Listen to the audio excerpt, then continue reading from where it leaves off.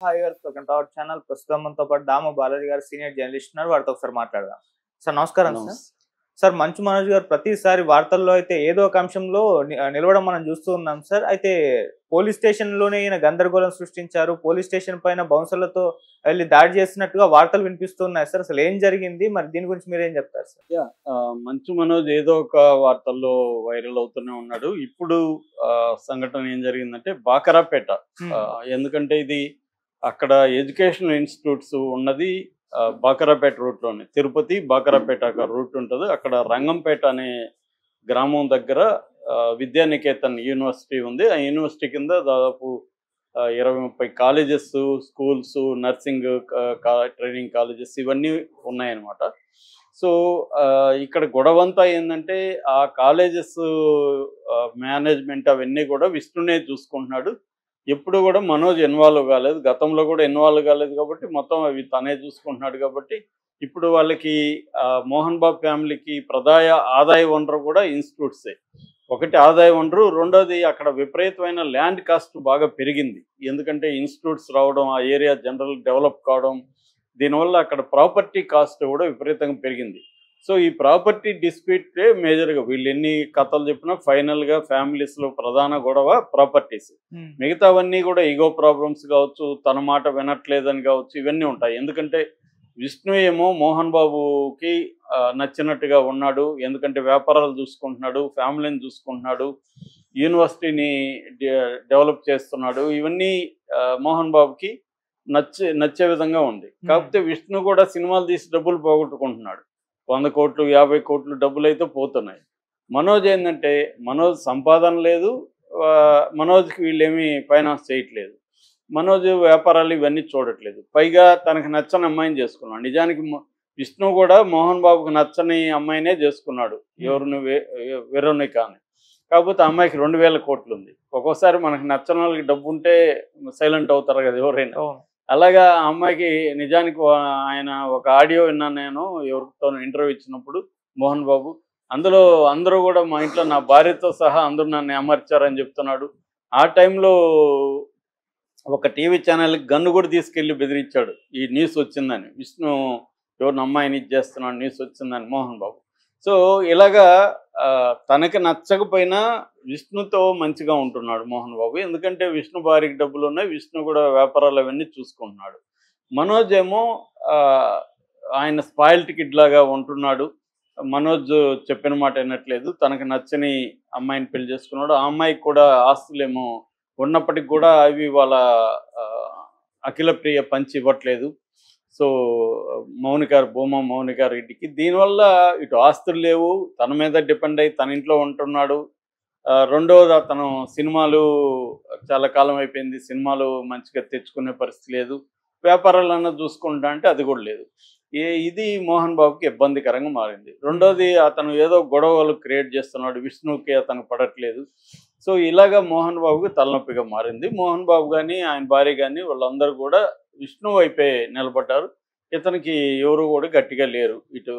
So, దాంతో ఇతను కూడా ఇప్పుడు తన వాటా తనకివ్వాలి. రెండోది సినిమాలకి విష్ణుకైతే వందల కోట్లు ఖర్చు పెడుతున్నారు. ఒక పైసా వెనక్కి రాకపోయినా మళ్ళీ మళ్ళీ తీస్తున్నారు.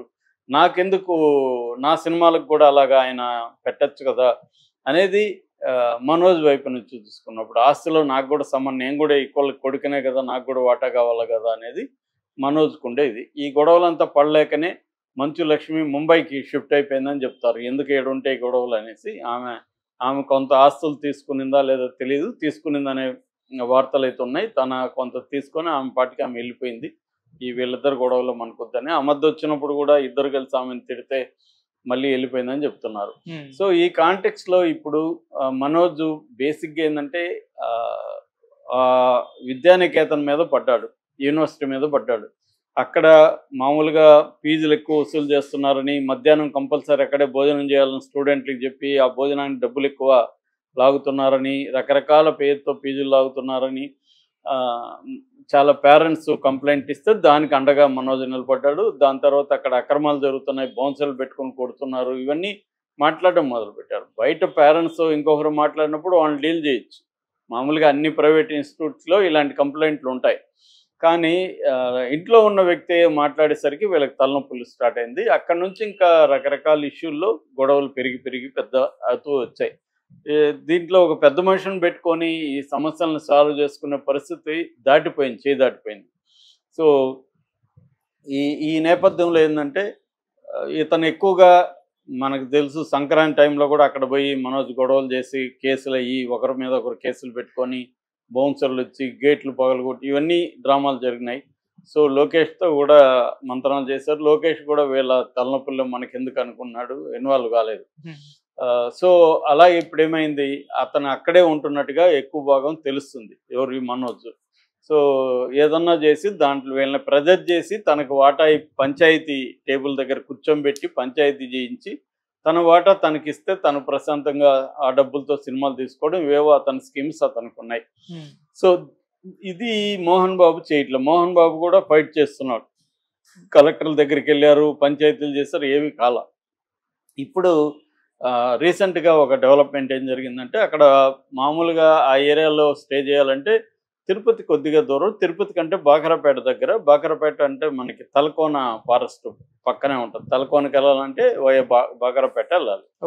సో ఆ బాకరాపేటలో మామూలుగా రిసార్ట్స్ ఉంటాయి, ఎందుకంటే టూరిస్టులు ఎక్కువ వస్తుంటారు కాబట్టి. తలకోనలో కూడా ఉంటాయి, కొన్ని బాకరాపేటలో కూడా ఉంటాయి అనమాట. సో బాకరాపేటలో అయితే ఫుడ్ అవన్నీ నీట్గా దొరుకుతుంది, తలకోనలో పెద్దగా ఉండదు. అక్కడ ఒక చిన్న మెస్ ఉండేది నేను లాంగ్ టర్మ్ వెళ్ళినప్పుడు.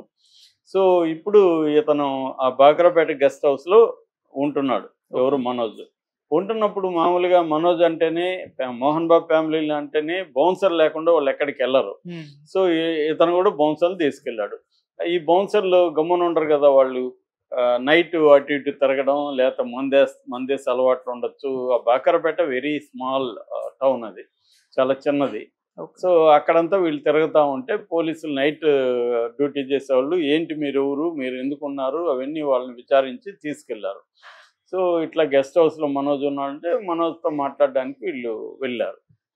దీన్ని ఇష్యూ చేసి మనోజు మమ్మల్ని బెదిరిస్తున్నారు, మమ్మల్ని గెస్ట్ హౌస్ లేకుండా చూస్తున్నారు, మమ్మల్ని దాడి చేయమని మీకు ఎవరు చెప్పారో నాకు తెలుసు.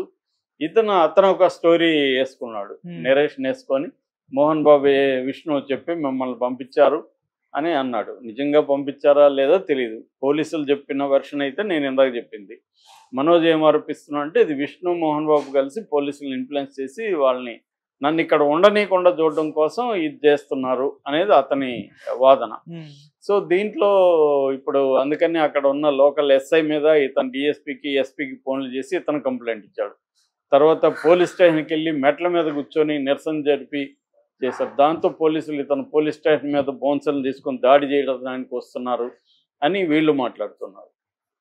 నిజానికి దాడి జరిగిందా లేదా అనేది మనకు తెలీదు. పోలీసులు ఏమో ఆ వెర్షన్ చెప్తున్నారు, వీళ్ళేమో నేను నిరసన తెలియజేయడానికి వెళ్ళానని ఇతను అంటున్నారు.